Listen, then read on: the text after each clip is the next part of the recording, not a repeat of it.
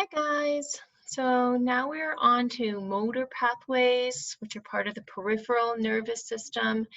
If you haven't done so, make sure you watch the lecture on the central nervous system and then also on the sensory pathways. So now we're talking about motor pathways, and remember that means bringing response information away from the central nervous system, and it'll be traveling to effector cells such as skeletal muscles or cardiac muscles, glands, things like that. So when you look at it, at the divisions, so here is the peripheral nervous system. It's divided into the sensory nervous system and the motor nervous system, the motor pathways. The motor pathways, remember, are going away, and they're going to be further divided into the somatic nervous system, which is voluntary responses that you are consciously making, that you are thinking about doing, and then autonomic responses, which are involuntary. You don't actually think about them, they just sort of happen on their own, auto on its own. And then the autonomic nervous system would then be further divided into the sympathetic division and then the parasympathetic nervous system. So let's first look at the differences between the somatic nervous system and the autonomic nervous system. Remember, somatic nervous system are responses that are voluntary. So they are going to go to skeletal muscles. So remember that those skeletal muscles, you think about your arm moving and then it moves. So you're consciously aware of moving your arm. So that's why it is voluntary. Those would be skeletal muscles, which means that they are muscle tissues that are attached to the skeleton. And then the autonomic nervous system, those would be involuntary responses. So they're going to go to different types of effector cells. They'll go to smooth muscles, such that of those seen in, for example, the small intestine or the stomach, or even blood vessels. It'll go to cardiac muscle, which is only found in the heart. And then those are also going to go to glands. Okay, so those endocrine glands that release hormones are also going to be affected by the nervous system. So if you kind of just remember that somatic is voluntary and autonomic is involuntary, the types of effector cells that it goes to should be sort of logical to you. So which division of the parasympathetic, so PNS stands for parasympathetic, let me back up. PNS stands for peripheral nervous system. Peripheral nervous system innervates the skeletal muscles.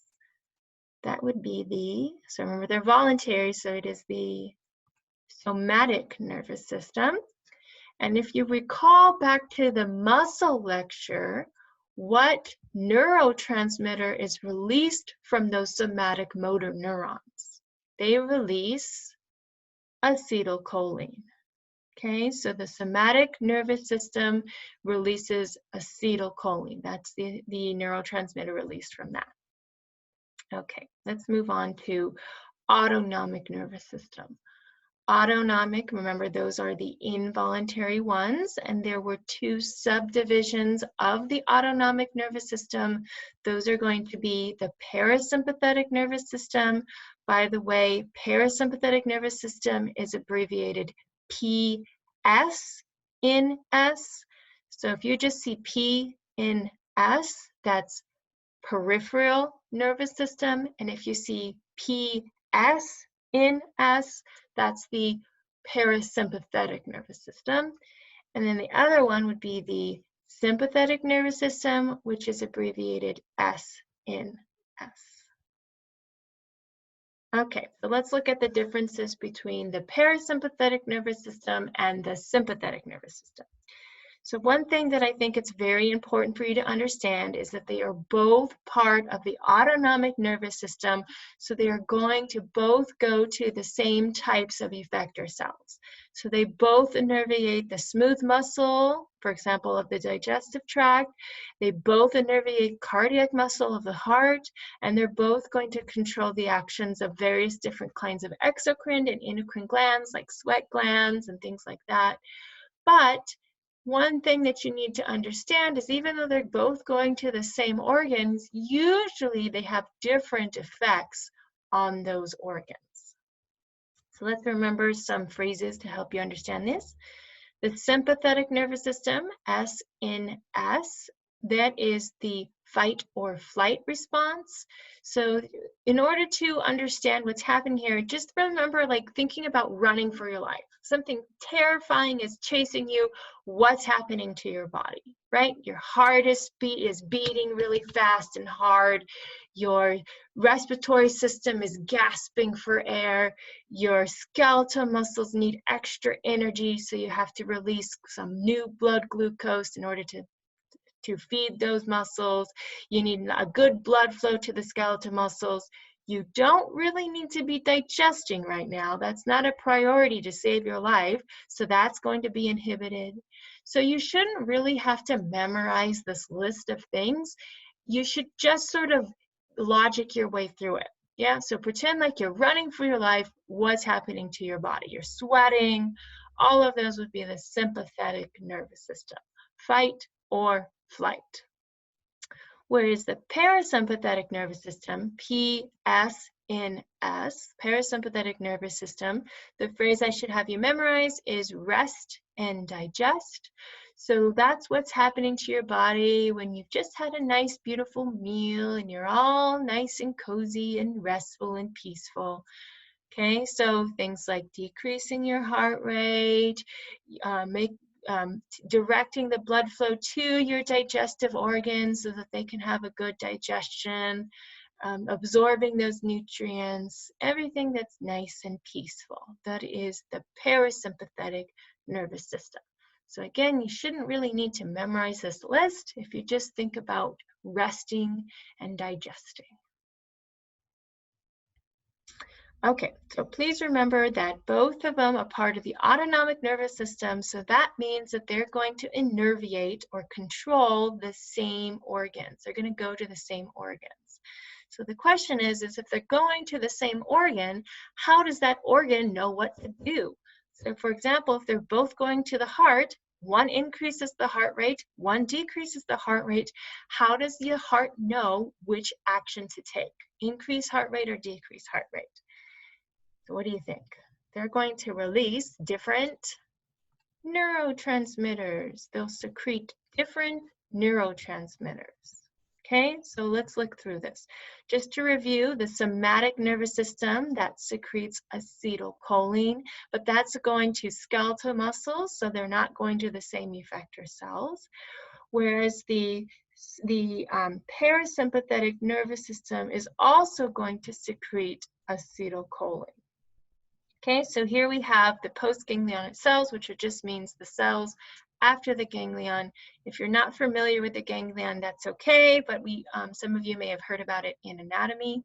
So just think of, the second cell that talks to the effector cell. If it is the parasympathetic nervous system, those second cells talking to the effector cells will release acetylcholine. ACH is acetylcholine, whereas the second cells for the sympathetic nervous system are going to secrete norepinephrine. Okay, so just sort of summarize all that up real quick. The parasympathetic nervous system will secrete acetylcholine, and the sympathetic nervous system will secrete norepinephrine. So because they are releasing different neurotransmitters, you're going to need different receptors that bind to those neurotransmitters, because remember, receptors are proteins that are embedded in the plasma membrane that have a particular shape that match that neurotransmitter. Okay, so think about, see the shapes here, how they match. So the receptors that bind to acetylcholine, those are going to be called cholinergic, and they'll have the specific 3D binding site that will bind to the specific 3D shape of the acetylcholine. And there are two different subcategories of cholinergic receptors, and they are named based on the types of drugs that can bind and block those receptors. The first are called nicotinic, nicotine like what's found in cigarettes. Those are going to be found on the postganglionic neurons that are talking to the first cell. And then you have the muscarinic. Those are named after a type of poison that's found in mushrooms, and they are going to be found on the effector cells. Okay, so I don't actually, I'm not going to ask you specifically to name any of these subcategories. I just want you to be able to recognize the different subcategories if you do read them. Okay, but both of them are cholinergic that bind to acetylcholine, and they are going to be found on effector cells. Okay, next one, and adrenogenic. Think of this, the way I like to remember this is adrenogenic is like adrenaline, which most of you have already heard of, which is like the, fight or flight, scary kind of hormone.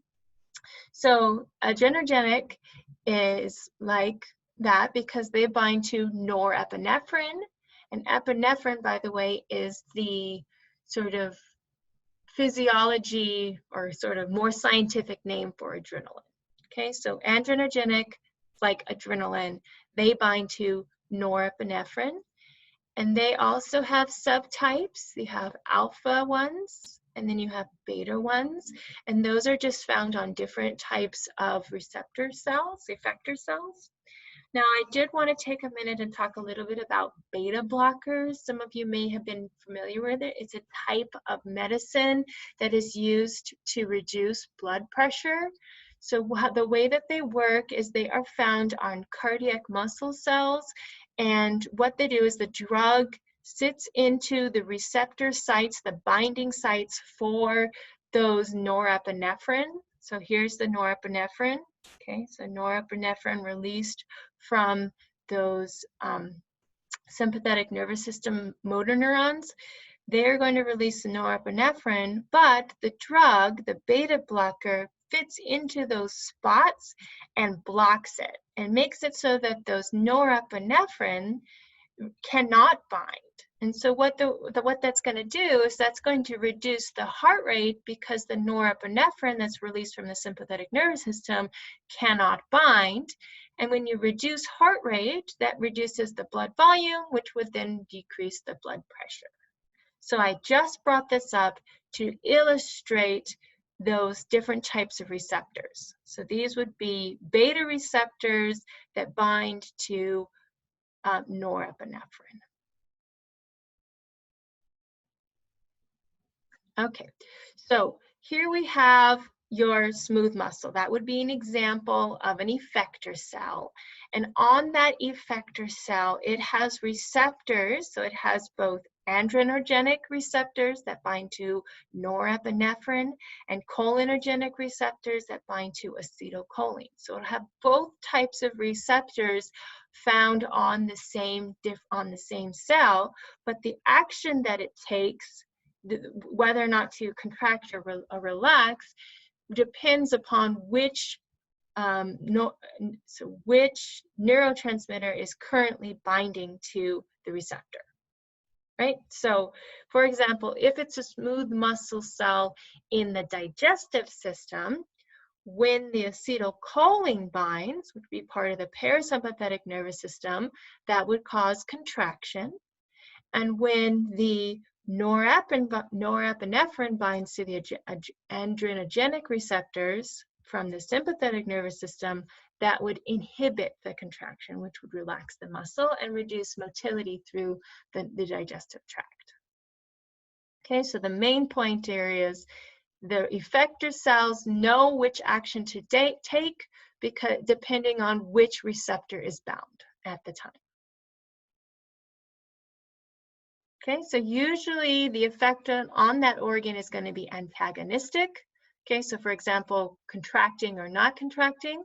And in order, antagonistic means they have opposite effects. And to illustrate that, let's look at heart rate. Okay, so remembering your phrases, how does the sympathetic nervous system affect the heart rate? And how does the parasympathetic nervous system affect heart rate? So sympathetic nervous system, fight or flight, that would increase heart rate. and parasympathetic nervous system, that is rest and digest, and that would decrease heart rate. Okay, so here is your cardiac muscle cells, and they are going to be innervated both by the parasympathetic nervous system and the sympathetic nervous system, and they are going to influence the rate of the heart rate depending on which receptor is received from those cardiac muscle cells. Occasionally, the effects on the organs will be cooperative, but this is much more rare. The only example I actually can remember is, for example, arousal is done by the parasympathetic nervous system, whereas ejaculation is done by the sympathetic nervous system. They're kind of working together towards the same goal. But usually the actions for the sympathetic and parasympathetic nervous system are antagonistic, which means that they are opposite of each other. They go against each other. Okay, so don't forget that we are going to have our lecture exam. The lecture exam, it will be on April 2nd, and it covers everything from the enzyme and metabolism lab all the way to the digestive system, muscular system, and both nervous system lectures. Okay, what I would like you to do right now is go ahead and get out a piece of paper and try to recreate that tree diagram with the different divisions of the nervous system, and then just sort of fill it in with different types of tissues that might be innervated, or the fight and flight response, or digest and rest, different neurotransmitters, any information that you can add on to it. I think this is a really important thing to do because my experience, students get really kind of mixed up on what's a division of what, and especially get confused between peripheral nervous system, which is PNS, and parasympathetic nervous system, which is PSNS. So really want to try to organize that for yourself. Okay, see you later, guys.